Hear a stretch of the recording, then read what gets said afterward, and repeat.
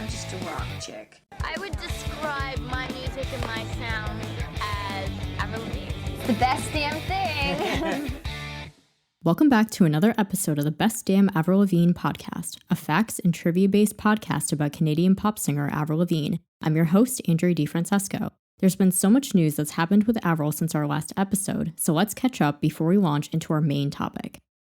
So one of the first things that I want to mention, just a brief little note, is that a couple of Avril songs were recently sung on American Idol. One of the contestants auditioned with I'm With You, and another contestant that made it all the way to the Hollywood rounds sang this very unique acoustic rendition of Skater Boy. It's very different from the original, and I highly recommend checking it out. It's available on the American Idol YouTube channel. And of course, it's always really cool when her songs are featured on shows like this and contestants pay homage to her. And speaking of covers, Olivia Rodrigo also covered Complicated as part of her Sour Tour set list, so you can find some videos of that online as well. Next, her longtime guitarist Dan Ellis announced on March 17th that he would be departing from the band. He said it was a very difficult decision to make. We don't know exactly the reason why he decided to leave, and there's no word yet on who his replacement will be, but Avril's tour is going to be starting on April 30th, so they've probably already found someone and maybe they just haven't been announced yet, or at least at the time of this recording, we don't know yet.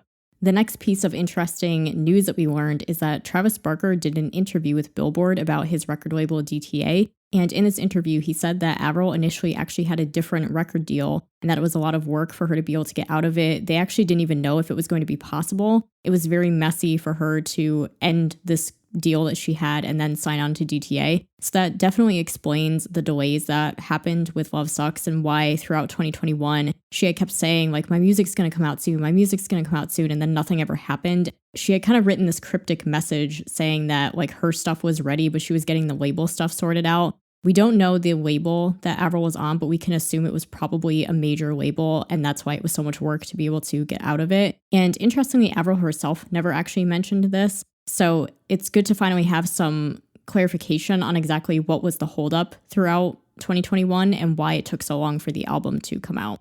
Another interesting thing that we learned is that Avril will play a small role in the upcoming film Good Morning with a U, written and directed by Modson and Machine Gun Kelly, and the film is scheduled to be out in May. The next thing that happened is that I had mentioned in the last episode of the podcast that we had seen these paparazzi pictures that looked like Avril was on set filming something with MGK, and a lot of people assumed it was the Boys Lie music video, but it actually just turned out to be a video announcing the tour that Avril is going to be doing, which leads into my next piece of news that she finally did announce tour dates for the US in the summer. She's going to be joining Machine Gun Kelly on select dates of his mainstream sellout tour. For right now, we don't know if she's eventually going to do a proper solo tour in the US, so her only US dates so far besides festivals are going to be as an opening act for MGK. The next thing is that she attended both the iHeartRadio Music Awards as well as the Grammy Awards, which she hadn't attended since 2002, and she was a presenter at both ceremonies. And at the Grammy Awards, there was a little behind-the-scenes video that came out where Avril was talking to Olivia Rodrigo. And in this video, fans noticed through lip reading that Olivia looked like she was saying something like, how many months? And then she had this very surprised, shocked look on her face. And so naturally fans assumed that maybe Avril was possibly pregnant. However, the surprise actually turned out to be an engagement. So the big news is that on April 7th, Avril officially announced that she is engaged to Modson, and the proposal happened in Paris on March 27th, where Modson proposed to her in front of the Eiffel Tower with this custom-designed heart-shaped ring designed by Avril's friend Karen Alpert from XIV Carrots, and exclusive photos and an interview was printed in People magazine if you'd like to find out more information. And the wedding celebrations didn't stop there because a couple of days later, on April 9th, Avril attended the wedding of her friend Ryan Cabrera and WWE star Alexa Bliss, where she was a bridesmaid. So with all that recent nuptials news, that actually acts as a perfect segue into our topic for today's episode, which is all about Avril's new album Love Sucks versus the album Lover by Taylor Swift. Now, the reason why I wanted to do this isn't to compare the albums necessarily, or to say that I think one is better than another, or that I think one artist is better than another. I've always been a really big fan of both Avril and Taylor. I love them both pretty equally. They're my top two favorite female artists. And I know that there's a lot of people who are fans of both of them as well. And so how I got the idea to do this is that when I first heard the Love Sucks album title, and the album itself hadn't come out yet, we just heard the title. And I was thinking Love Sucks, and I immediately thought Lover by Taylor Swift. And once I really started thinking about both of these albums, I really started noticing how many parallels they actually both have and how much they really have in common, as well as the ways that they're different. And I just thought it would be a really interesting idea for an episode. Again, it's not meant to be a comparison, but more like just comparing and contrasting the ways that these albums are similar, as well as how they're different, and discussing the parallels between them. And I hope that people who like both of these artists or like both of these albums will find this conversation interesting. But even if you're not a Taylor fan, or you maybe haven't heard the Lover album, I hope that you'll still find this conversation interesting, and that maybe you'll even be inclined to check out the album Lover as well. So one of the most obvious similarities that they have is that it's actually both, coincidentally, their 7th studio album. And another thing that I thought made them similar is that, to me, they're both kind of summer albums, if that makes sense. So even though Love Sucks came out in February and it's more seen as like more of a Valentine's Day album, Love Sucks is very upbeat and lighthearted, and to me it kind of gives off more of a summer vibe. And then of course Lover by Taylor Swift is definitely very, very summery, and it was also released in the summer as well.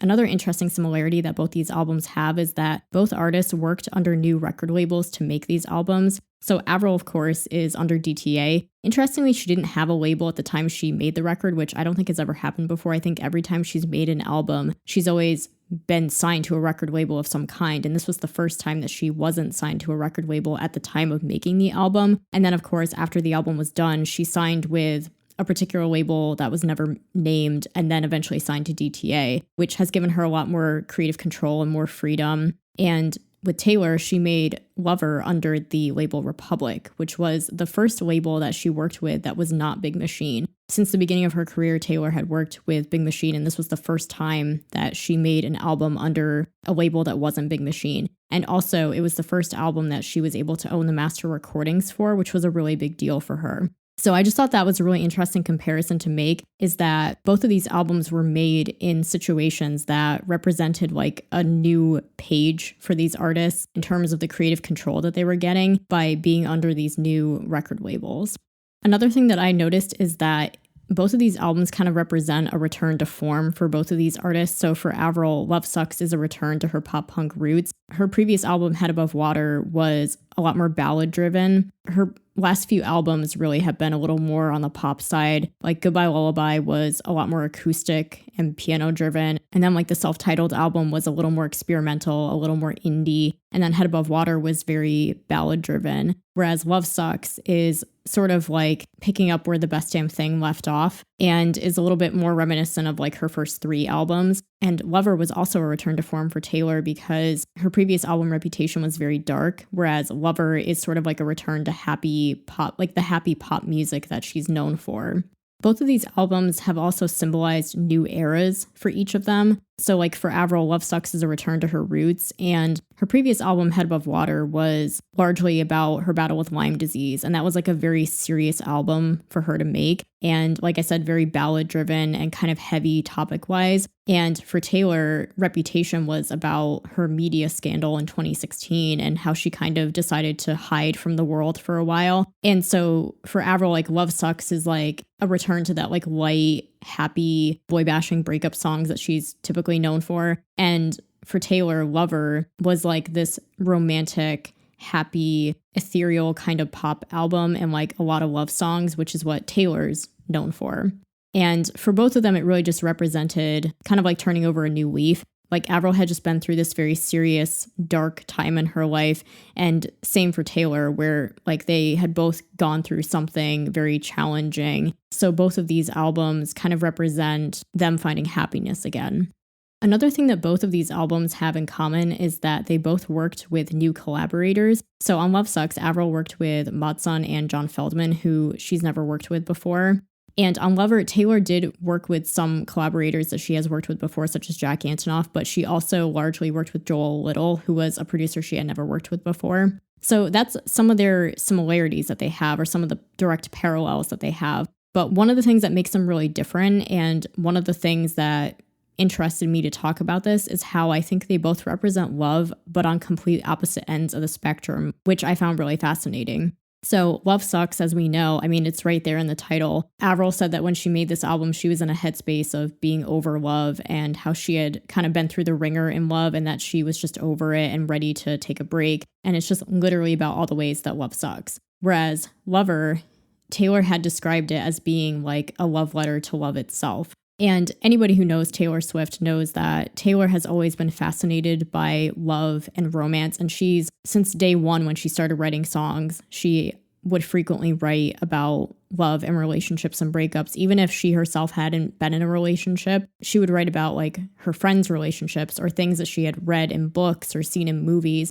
It's just always been a part of who she is and a part of her songwriting. So Love Sucks is about the toxic parts of love. And we see that in the songs like Boys Lie, Bite Me, Love It When You Hate Me, the title track, Deja Vu, F You, while Lover talks about several facets of love, but mostly the happy parts. Like we see that in the title track and Paper Rings, London Boy, Me, It's Nice to Have a Friend, Daylight.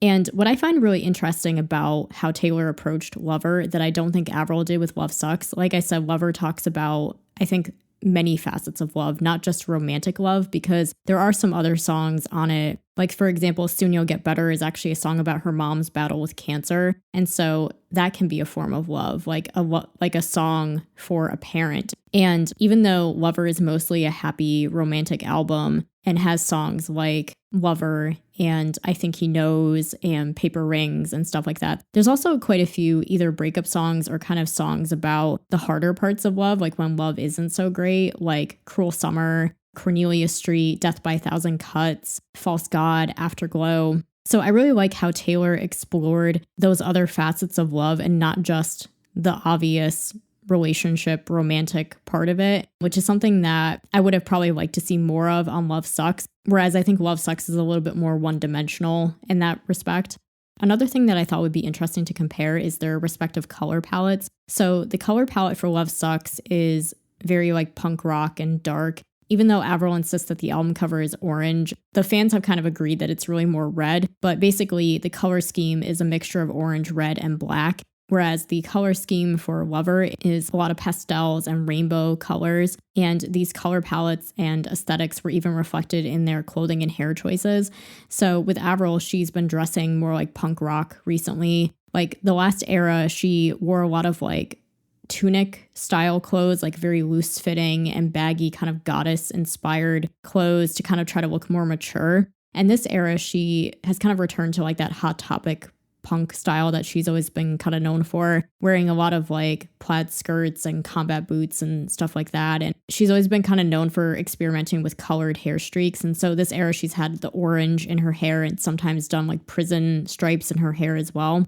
And with Taylor, with the Reputation era, because the album was so dark, she wore a lot of dark, baggy kind of like hoodies and shorts and stuff like that on stage. And with the Lover era, she wore a lot more colorful, bright clothes, a lot of rompers and power suits. And she also experimented with colors in her hair. Sometimes she would do pink, sometimes she would do blue. And even with like their onstage equipment as well, Avril has a custom made orange microphone. And she also used like an orange and black striped guitar on stage. And the colors that were used pretty frequently during the Lover era were a lot of like pinks, blues, purples. And she would use like a pink or a lavender microphone. She had a couple of guitars, like one of them was pink with hearts on it. She had another guitar that had like the clouds from the album cover on it. And even like the fonts that they chose for the albums as well. With Love Sucks, it's like this kind of, to me, it's sort of like a vintage pinup punk kind of thing with this heart and like a vintage punk style font. And then the font for Lover is this kind of flowing, sparkly pink script that looks sort of like a romance novel kind of font. And that also sort of ties into the symbols that they both used for each era as well. So like the main symbol for Love Sucks seems to be black balloons, whereas the symbols used during the Lover era were butterflies, rainbows, clouds, a lot of tie-dye.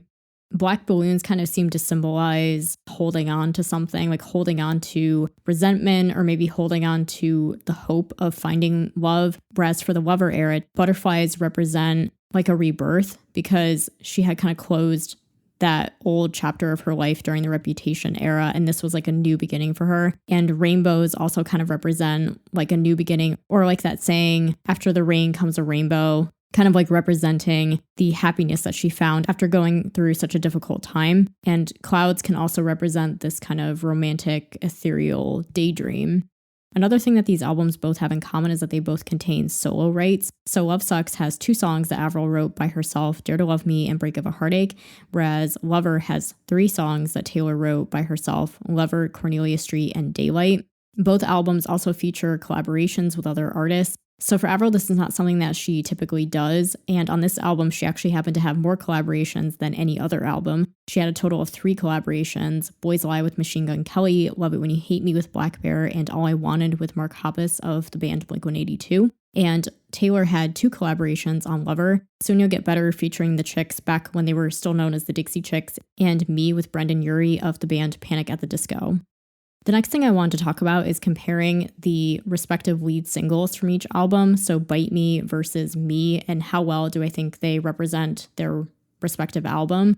Bite Me was very well received as the first single from Love Sucks. It was sort of a return to form for Avril. She hadn't really had like a pop punk single in quite some time, probably since the Best Damn Thing era. And it was very well received, and I think one of the strongest singles that she's ever put out. I think it was, as I had talked about in my Love Sucks reaction episode, I think that Bite Me was a very strong choice for the lead single from Love Sucks, and that it really does do a good job of representing kind of what to expect from the album. Whereas Me from Lover, I think that there probably could have been better singles for the lead single from Lover, but I understand why she chose Me because it's such a stark contrast to what Reputation was. And I feel like that was also maybe Avril's line of thinking with choosing Bite Me as the lead single from Love Sucks as well, because it was such a stark contrast to Head Above Water. So that's kind of what the job of the lead single is for an album, is to show how this album is different from the last one and what people can expect. It doesn't always have to necessarily be the best song on the album, but it has to be one that is radio friendly and that kind of sets the tone for what to expect from the rest of the record.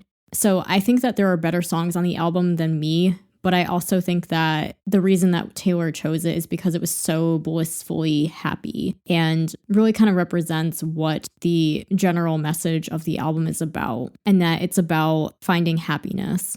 Next, I wanted to discuss their respective opening and closing tracks. So for Love Sucks, the opening track is Cannonball, and the opening track on Lover is I Forgot That You Existed.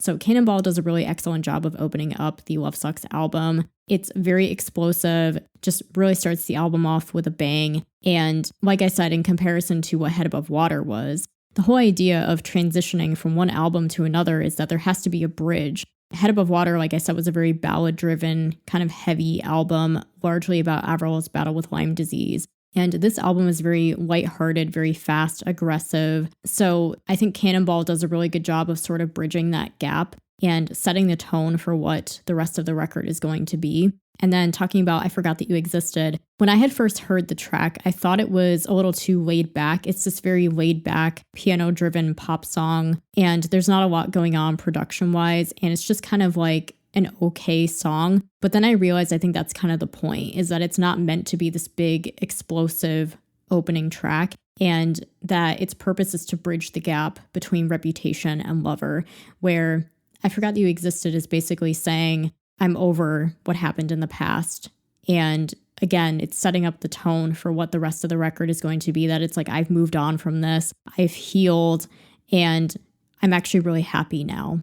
So I think that both of the opening tracks do a really good job of setting up the rest of the album. And then as far as the closing tracks go, we have Break of a Heartache on Love Sucks and Daylight on Lover. Break of a Heartache is an interesting one because it's the first time that Avril has ever closed an album with a song that's not a ballad. I think that was a really interesting and bold choice, but I think that it works.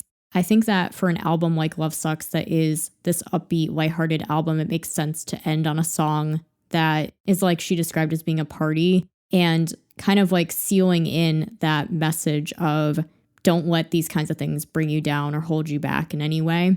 And it's kind of like she's closing this chapter and saying goodbye to the things that have hurt her in the past. And the same can kind of actually be said for Daylight in a way, even though they're both sonically such different songs. Daylight is the closing track on Lover, and it's a piano-driven ballad, but Daylight really represents the things that Taylor learned about love along the way. She used to have all these ideas about what love was, and then once she learned what love actually was, this is kind of saying, here's what I've actually learned about what love really is. And I think it's a really nice way to close the album and to kind of sum everything up and tie a nice little bow on it and leave the listener with a nice message of, this is what real love should be. She ends the album by saying, you are what you love. And I think that's a really nice message to leave the listener with. And both of these closing tracks kind of leave the listener with a hopeful, encouraging message that they can kind of take with them. And it kind of symbolizes a new beginning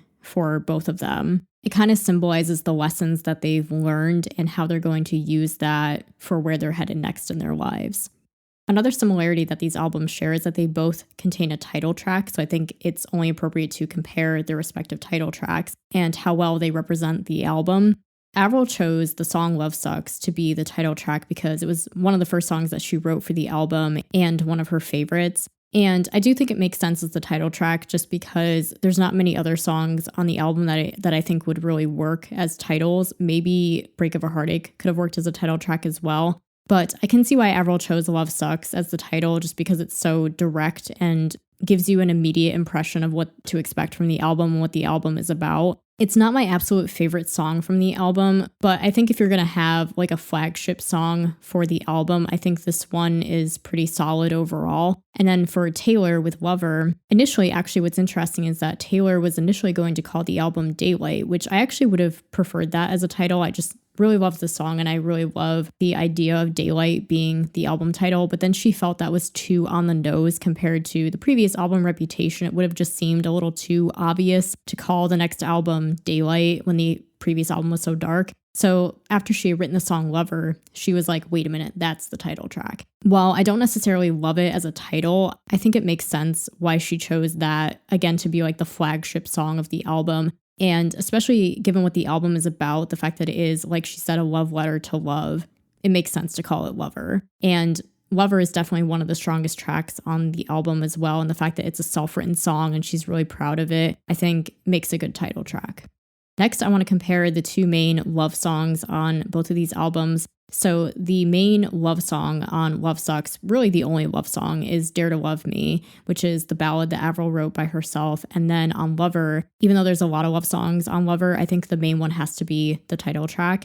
I like both of these songs. And what's interesting is that they actually both wrote these songs by themselves. It's interesting that Dare to Love Me is the only ballad on the album, and that, like I said, it really is like the only true love song on the album, maybe besides Kiss Me Like the World Is Ending. I like that Dare to Love Me is very vulnerable and raw, and it represents another side to the album that isn't shown in the other tracks. Similarly with Lover, Lover is just a very sweet song, a sweet ode to love. If you have that person in your life, you definitely think of them when you hear this song. And to me, it's just such a quintessential Taylor song because, like I said, anybody who knows Taylor and knows her music knows that love has always been a topic she's been fascinated by and that she's always loved to write about. This is like the song that she's probably always wanted to write in her career. I also want to compare the couple of emotional songs that these albums have. So Love Sucks doesn't have a lot of very heavy emotional moments. As I said, the album is very lighthearted, but the song Avalanche is a more emotional moment. And then on Lover, there's quite a few emotional moments on Lover as well, but the most emotional song on Lover, I think it's safe to say, is Soon You'll Get Better. And both of these songs are emotional in different ways. So Avalanche is a song that's more about mental health and kind of when life just feels like too much sometimes and kind of trying to bear the weight of those things. And Soon You'll Get Better is a song dedicated to Taylor's mom, who is currently battling cancer. And it's a really heartbreaking song and just has these really raw, emotional, vulnerable lyrics that are so heartfelt and so full of hope, but knowing that it's possible this thing that she's desperately wishing for won't happen. So I think it was important that both of these albums, despite both being kind of upbeat and otherwise kind of happy and light, I think it was important that both of these albums did have an emotional moment in there to sort of balance things out, to give these albums a little bit more weight and a little more emotional depth. I think it's also important to note that both of these albums have songs about mental health as well. So like I said, Avalanche is that song on Love Sucks, and on Lover, there's the song The Archer, which is kind of about self-sabotage and self-loathing and coming to terms with your flaws as a person. And these are both fan favorite tracks, and I think that the fans really appreciate having these songs on these albums that don't even necessarily have to do with the theme of love, but just having these songs about mental health. I think the fans really appreciate having them. And like I said, it just adds a little something more to the albums that the other songs don't necessarily provide. Next, I'd like to compare the fan favorite tracks from each album. So I think it's safe to say the fan favorite track from Love Sucks is Avalanche. And while there's many songs from Lover that people love, I think I would say that the fan favorite is Cruel Summer, or at least one of the fan favorites. So I really love both of these songs. They're certainly favorites of mine, and I think it's easy to see why they're fan favorites. Like I said, Avalanche is a song about mental health, and it's a very relatable song for a lot of people, and I think they just really appreciate having it. And it's got really strong production as well. Like, it's a really well-written and well-produced song. And Cruel Summer is just pop perfection. Taylor is very known for writing catchy pop hooks and great bridges, and this song is like the epitome of that. Like, if you need evidence of Taylor being a pop songwriting genius, this is one of the examples that I would point someone to.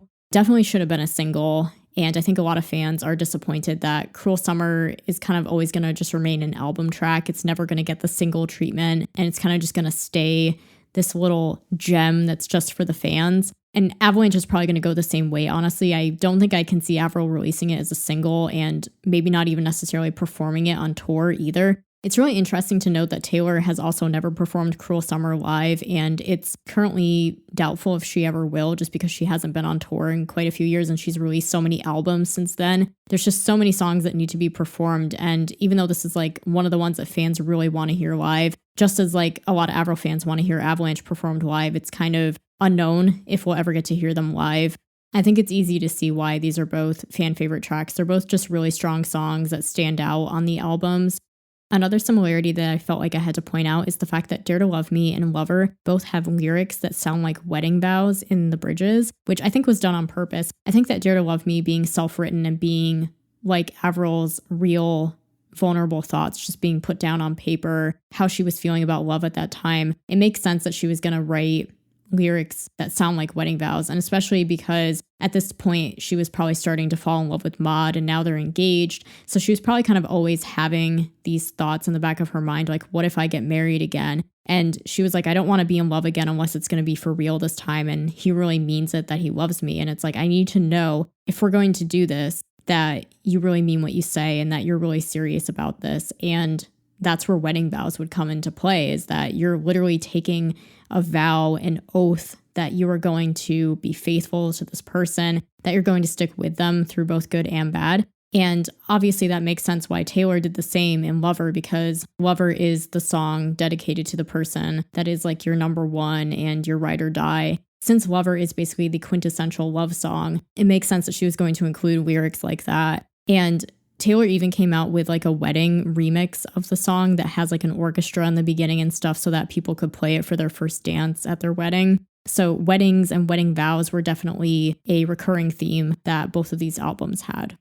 I also think it's interesting that both of these albums have a moment where they talk about self-awareness. So with Love Sucks, there's the lyric in Kiss Me Like the World Is Ending where she says, it's just like me to be kind of all or nothing, because that is pretty much what Avril's personality is that she loves love and she kind of just dives headfirst, like 110% into her relationships. And then on Lover, there's the song The Archer, where Taylor talks about kind of her self-sabotaging ways, where she recognizes some of these toxic patterns that she exhibits in her relationships, and she kind of tends to run away from things. And she recognizes how these behaviors have ruined her relationships and how they've prevented her from being happy. So I like how both of them decided to include songs like that kind of acknowledge their shortcomings and that it shows growth.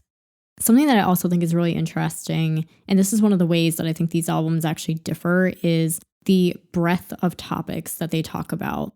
like I had mentioned before, Lover has, I think, a wider variety of topics. Like there aren't just songs about love or breakups, but there's also the song about her mom's illness. And then there's also a couple more political leaning songs like The Man and Miss Americana and The Heartbreak Prince, which is interesting because the album's called Lover and it's largely an album about love, but it kind of does touch on those other topics as well. And so it's kind of a more grown up, more mature album from Taylor, and we get to hear her thoughts on things that she maybe hadn't talked about in the past. Whereas, like I said, Love Sucks is a bit more one-dimensional in its theme. It's very kind of straightforward in the sense that it's about how love sucks and it's about breakups and the breaking down of relationships. However, I will say that the flip side of that is that Love Sucks is more consistent, whereas the track list for Lover is kind of all over the place. And this is kind of one of the criticisms that people mentioned when Lover first came out, is that it's a good album, but it really does jump around between different kinds of songs, like stylistically, thematically. It's not very consistent. And sometimes the track listing doesn't really make a lot of sense. Like, for example, to go from a song like Soon You'll Get Better about her mom's battle with cancer to a song like False God immediately after it, which is more of like a sexual song. So while Lover is more diverse, Love Sucks is more consistent. Something else that I wanted to just mention briefly is their respective lengths. So Love Sucks is actually Avril's shortest album to date at only 34 minutes, whereas Lover it's not Taylor's longest album to date, but it is one of her longest. It's an hour and 2 minutes, which is about double the length of Love Sucks. And Love Sucks has the standard 12 tracks, while Lover has 18, which is the most amount of tracks that actually any of Taylor's albums have, besides the re-recordings of Fearless and Red, which I wouldn't really count in this case because those are re-recordings with extra tracks that were added on after the fact. If we're just looking at the standard versions of the albums, Lover has the most amount of tracks that any album of hers has ever had. And I think that they each had their reasons for doing this, because I think Love Sucks, like in general, pop punk albums are pretty short. And also with streaming nowadays, it's just easier to get songs on playlists when songs are shorter and people's attention spans are shorter and stuff. So I think that's probably why the album is shorter than normal. Whereas I think with Lover, because it was the first album that Taylor was going to own the master recordings to, and at this point being on Republic, they kind of just gave her free reign to do what she wanted. I think that she really wanted to milk that and put on as many songs as she felt like she needed to, because she was going to own them all. And so she probably felt like for her first album that she was going to own, she really had to do everything on like a bigger scale. I think it's important to also talk about the critical acclaim for each and just quickly mention kind of how these albums were both received by critics as well as fans. So both of these albums were well received by critics. The first two singles from Lover both reached number 2, and Taylor also earned 3 nominations at the 2020 Grammy Awards, whereas for Avril, Love Sucks is actually her highest scoring album on Metacritic, and because of that, it's actually believed to have a strong chance of being nominated for Album of the Year at the 2023 Grammys. And as far as the fan reception goes, the fan reaction was very positive for Love Sucks. Whereas I would say for Lover, it was okay. I don't think it's a fan favorite album. Like a lot of Avril fans think that Love Sucks is at least one of Avril's best albums, if not possibly the best album that she's ever made, or maybe only second to like Under My Skin, which is the fan favorite album. Whereas for Lover, I don't think a lot of fans rate this one highly just because she has so many other albums that are very strong, especially like Folklore and Evermore came right after this, and Lover never really got a tour or anything like that. And I think it just overall got cut short because of COVID. And then right after that, she released the surprise albums of Folklore and Evermore, and then the re-recordings. And so I think Lover just kind of got a little bit forgotten about, which is a shame because I think it's a good album. It's not my personal favorite, but I do think it's a really good album, like more than most people probably give it credit for. And I think that kind of is reflected in how the fans feel about it and how they talk about it. I never really see people talk very much about Lover. And the thing is, I think like Reputation, I think is the fan favorite Taylor album. And people really loved the darkness of that album and how Taylor was kind of clapping back at everything that had happened. Like Lover is kind of the direct opposite of that, where it's very happy and colorful and bright again. I think a lot of people just preferred the darker tone of Reputation. So the reception for Lover was a little lukewarm, and then unfortunately it kind of just ended up getting forgotten about because of everything that happened after that. Lastly, because Avril is about to embark on the Love Sucks tour this year, I think that it would be interesting to just compare the respective touring situations for these albums. So like I said, Lover never actually got a tour. Taylor was scheduled to do some festivals in different parts of the world, which she hadn't really done since probably the beginning of her career. And she was scheduled to do 4 dates in the US called Loverfest East and Loverfest West, which of course ended up getting canceled because of COVID. Whereas with Avril, she is scheduled to go on tour this year and next year on the Love Sucks tour. So we don't really know a lot about what the Love Sucks tour is going to be. It's probably going to be pretty similar to her previous tours. And then in the summer, she's going to be on tour with MGK. So she's going to be more of an opening act for that section of the tour. But what we do know about Loverfest is that it was going to be more festival style and it was going to have a lineup of other artists and stuff. But of course, it never happened. And at this point, it's also unknown what Taylor's next plans are going to be for a tour because she's released so many albums since then. So the closest thing that we got to a tour for Lover is the City of Lover concert, which was professionally filmed and released on Disney and Hulu for a limited time. And she also released the audio recordings from it as well. So it's unclear if and when Taylor ever tours again, if any of the songs from Lover will end up on the set list. And as far as the Love Sucks tour goes from Avril, we don't really know what the set list is going to be like yet. She said maybe she'll perform like half of the album live and the rest will end up being hits. So to wrap up my final thoughts on these albums, like I said in the beginning, I love them both. I actually just listened to both of them recently before I did this episode, just to kind of gather up my thoughts and revisit some tracks I maybe haven't listened to in a while. And I really do like both albums. Like sincerely, I can't say which album I prefer. I really like them both because they're both so different. You can't really compare them. It's hard to say that one is really better than another. I think they each have their strengths. And like I said, I love both Avril and Taylor pretty equally. They're both my top favorite artists, and I think they're both so talented in different ways. I think it's really interesting that there's a lot of people who are fans of both of them, and I think that really says something about their artistry and why people love them. What's interesting to think about is how, like I said, because the Lover era got cut short because of COVID, Taylor ended up writing 2 more albums after this, Folklore and Evermore, and she ended up going in a completely different direction than Lover. Folklore and Evermore are alternative albums, and she worked with completely different people like Aaron Dessner, who she had never worked with before.